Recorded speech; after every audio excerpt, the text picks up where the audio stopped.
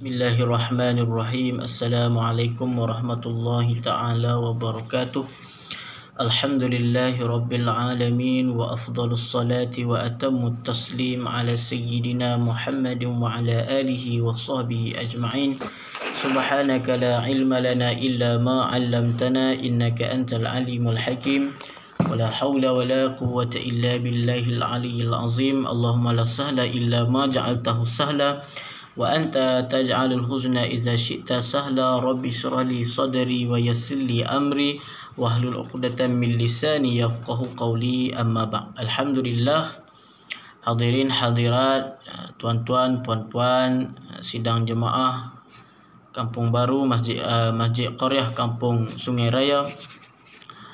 Alhamdulillah, kita sambung bacaan kitab secara online kita, kitab Tauhid. Moga-moga kita diberkati dan diberikan kefahaman oleh Allah Subhanahu wa taala. Amin ya rabbal alamin. Tuan-tuan, puan-puan, hadirin dan hadirat yang dirahmati Allah Subhanahu wa taala, kita sambung bacaan kitab Al-Misbahul Munir kita. Kata muallif rahimahullahu taala, wa nafa'ana bi'ulumihi fid daraini amin. Dan aku memohon kepada Allah pula bahawa menjadikan risalah ini perisai yang dapat mempertahankan dan dapat menolakkan akan segala ajaran-ajaran yang sesat yang menyesatkan orang awam, dan dibawa akan dia oleh orang-orang yang tidak sangkakan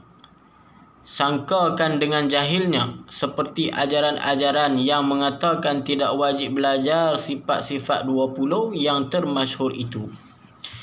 Jadi hadirin dan hadirat yang dirahmati Allah Subhanahu wa taala, kata pengarang kitab kita ini, maka pengarang kitab kita memohon kepada Allah Subhanahu wa taala untuk menjadikan risalah, yakni menjadikan kitab ini, kitab Misbahul Munir ini, sebagai satu perisai.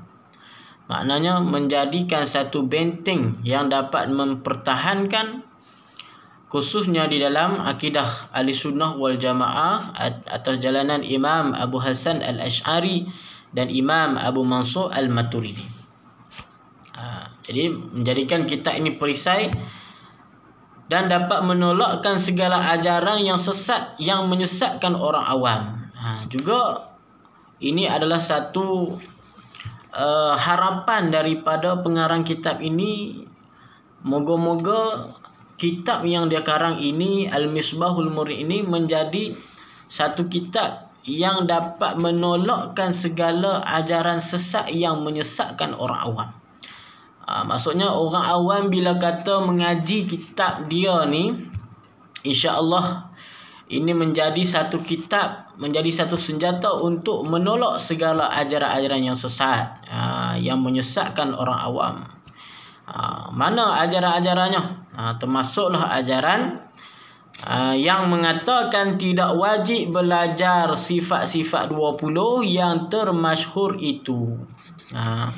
Termasuklah ajaran yang sudah berlegar di dalam masyarakat kita ni, adalah satu ajaran ataupun satu anjakan supaya mengatakan bahawa kita ini tak wajib untuk kita mengaji, untuk kita belajar tentang sifat 20, yakni ilmu tauhid sifat 20 yang telah disusun, yang dibawakan oleh Imam Abu Hasan Al-Asy'ari dan Imam Abu Mansur Al-Maturidi, yang kemudiannya kita kenalkan ataupun ittifaq ulama mengatakan kedua-dua imam ini, iaitu imam di dalam bidang akidah usuluddin, imam dalam bidang tauhid, kedua-duanya adalah daripada ahli sunnah wal jamaah.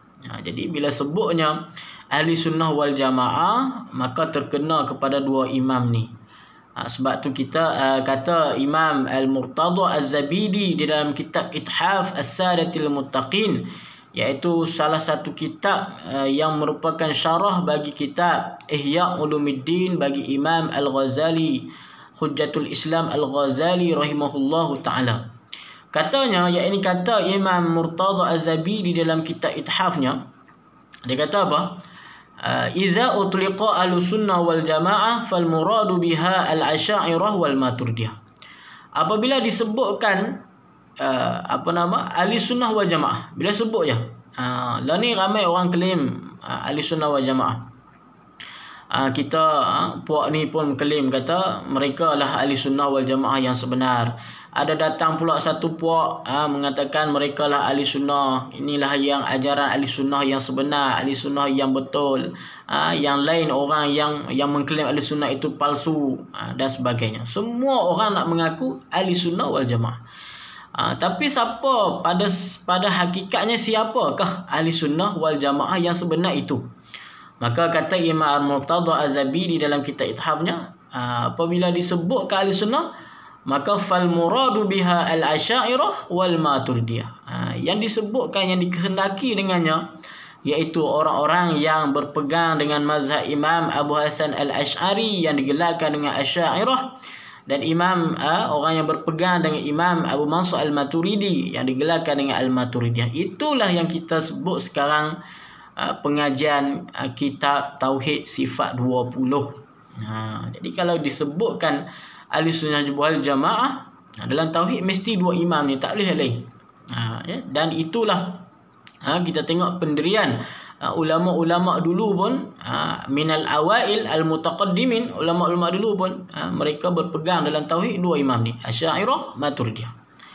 Dan telah menjadi sepakat ulama fi asrina, ulama pada zaman kita, ulama semasa kita, mereka sepakat dah. Kalau disebut ahli sunnah wal jamaah ni siapa? Kalau dalam tauhidnya, salah satunya berpegang kepada dua imam ni, Abu Hasan Asy'ari, Imam Abu Mansur Al-Maturidi. Kalau syariatnya, dari segi sudut pengamalan fiqhnya, berpegang, bertaklid ke salah satu daripada mazhab yang empat, mazhab yang muktabar yang empat, mazhab Hanafi ataupun mazhab Maliki, Syafi'i ataupun mazhab Hambali. Itu dari segi sudut pengamalan syariatnya.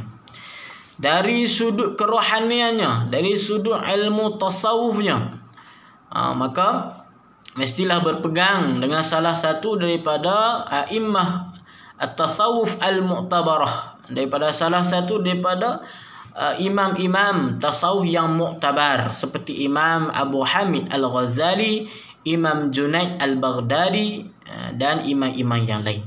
Maka bila disebut dah, bila akidah dah diijma' ataupun ittifaq sepakat ulama pada zaman kita ini, tak boleh keluar lah daripada dua ini, Abu Hasan Asy'ari, Abu Mansur Al-Maturidi. Maka kata musannif kitab kita ni, supaya kitab ini juga menjadi satu benteng untuk menolak ajaran-ajaran yang berlegar di dalam masyarakat awam tentang mengatakan salah satunya ajaran yang mengatakan tidak wajib untuk mengaji sifat 20. Dan ajaran-ajaran melihat Tuhan di dalam dunia, ini juga nak tolak. Dengan adanya kitab Misbahul Muni yang dikarang oleh musannif ni, moga-moga dapat nak menolak salah satunya ajaran. Ada satu ajaran pada masa dia mungkin ajaran yang nak mengatakan, yang mengatakan bahawa kita ni manusia ni boleh tengok Allah Subhanahu Wa Taala dalam dunia. Tak boleh.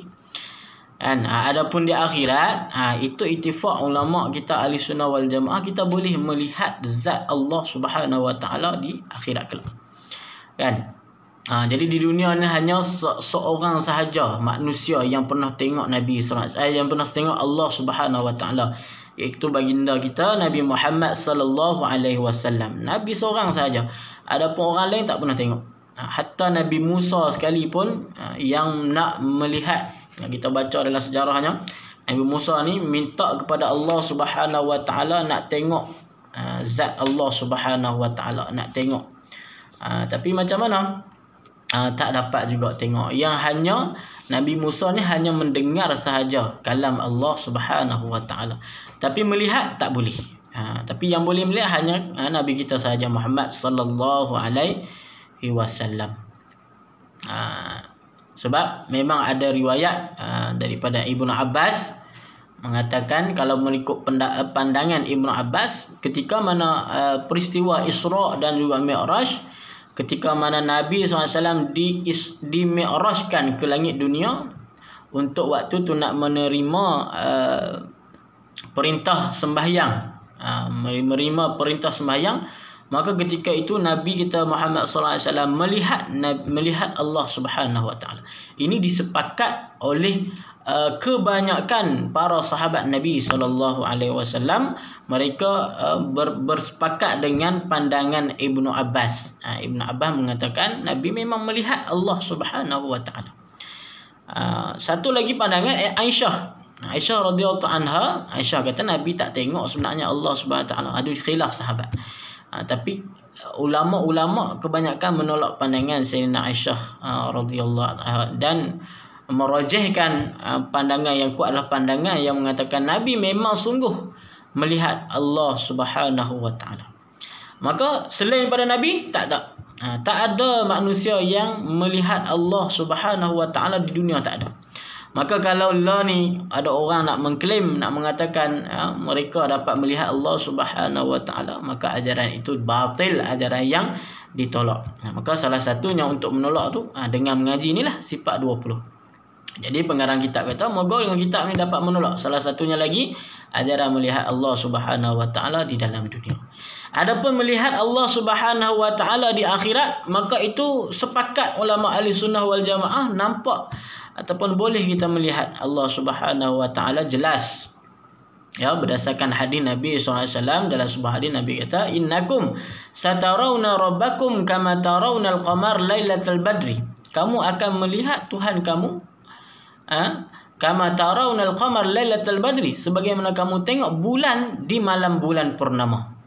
Boleh melihat Allah Subhanahu wa taala. Nanti kita boleh tengok Allah taala di akhirat nanti, di syurga nanti. Adapun di dunia tak boleh tengok. Tapi Mu'tazilah ni luar daripada pandangan ahli sunnah. Mu'tazilah kita tak boleh tengok. Tak boleh tengok Mu'tazilah, sebab Mu'tazilah ni dia pakai akal banyak. Dia kata tak boleh tengok Allah Subhanahu wa taala di akhirat pun tak boleh tengok. Sebab apa? Dia kata Allah Subhanahu wa taala ni hidupnya Allah, hayahnya Allah, zatnya Allah itu tidak ada jihah, tidak ada arah, tidak ada makan, tidak ada tempat. Jadi bila kata tidak ada arah, tidak ada tempat, zat Allah Ta'ala bukan jirim, bukan jisim yang macam kita ni, maka dia kata benda yang tak berjirim, tak berjisim, tidak bertempat, tidak ada arah, maka tak boleh tengok. Dia pakai akal banyak Mu'tazilah. Mu'tazilah ni dalam mengeluarkan pandangan, beberapa pendapat dia dalam memikirkan tentang masalah akidah, maka dia pakai kepada akal. Tu Mu'tazilah. Jadi Mu'tazilah ni pandangannya tu sesatlah. Sedangkan pandangan yang betulnya boleh kita tengok Allah Subhanahu wa taala. Sebab apa? Sebab keadaan di akhirat tak sama dengan keadaan di dunia.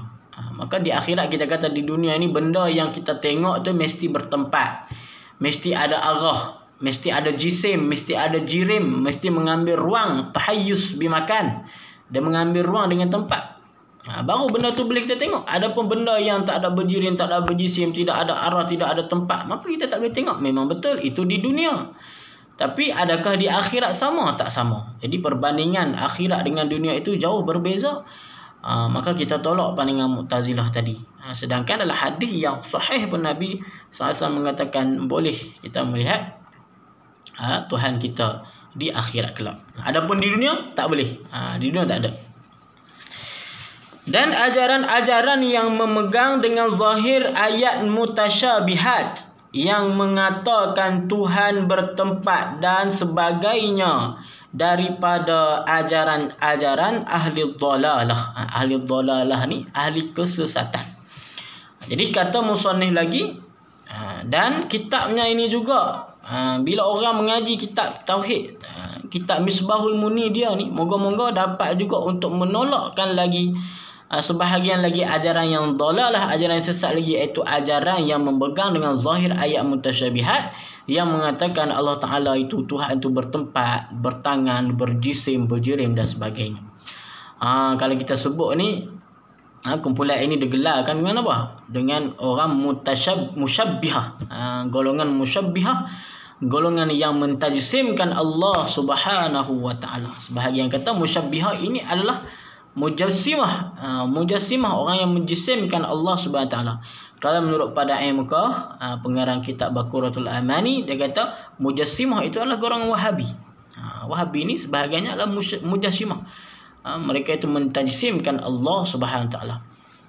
Jadi ajaran yang mentajsimkan Allah, yang mengatakan Allah taala itu ada tangan, mengatakan Allah taala itu ada kaki, mengatakan Allah taala itu ada mata, ada muka yang sama dengan muka kita, tangan yang sama dengan tangan kita, itu adalah ajaran-ajaran yang tidak betul, min ahli dhalalah, ajaran sesat. Maka kita tak boleh katakan Allah taala itu sama dengan kita. Laisa kamitslihi syai' wa huwas samiul basir. Allah taala itu tak serupa dengan sesuatu pun, tak ada serupa dengan kita. Ya. Maka dengan kita mengaji kitab ni Tauhid 20 ni, dia akan terangkan nanti.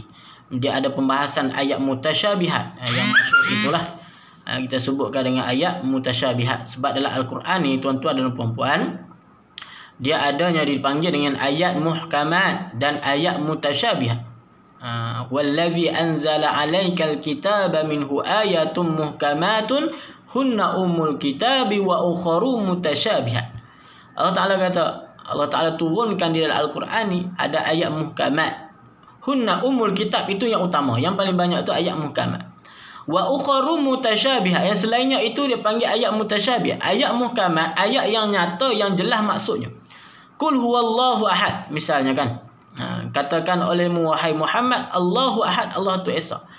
Allahu samad, Allah tempat bergantung. Lam yalid wa lam yulad, Allah Taala tak beranak dan tidak diperanakkan. Itu semua ayat muhkamat dia panggil, ayat yang jelas, tidak ada kesamaran makna padanya. Sedangkan ayat mutasyabih, ayat yang tidak jelas, ayat yang samar-samar maksud maknanya. Seperti ayat apa? Ar-Rahmanu 'alal arsy istawa. Allah Taala yang bersifat dengan Rahman berduduk istiwa di atas arsy, duduk di atas arsy. Itu ayat yang memerlukan kepada pentakwilan. Ya, perlukan kepada pentakwilan. Ataupun ayat itu memang kita tak boleh faham dengan secara zahir ayat itu. Az-zahir laisa bimurad. Zahir tidak bukan dengan yang dimaksudkan. Zahir itu bukan yang dimaksud. Tak boleh faham dengan zahir ayat.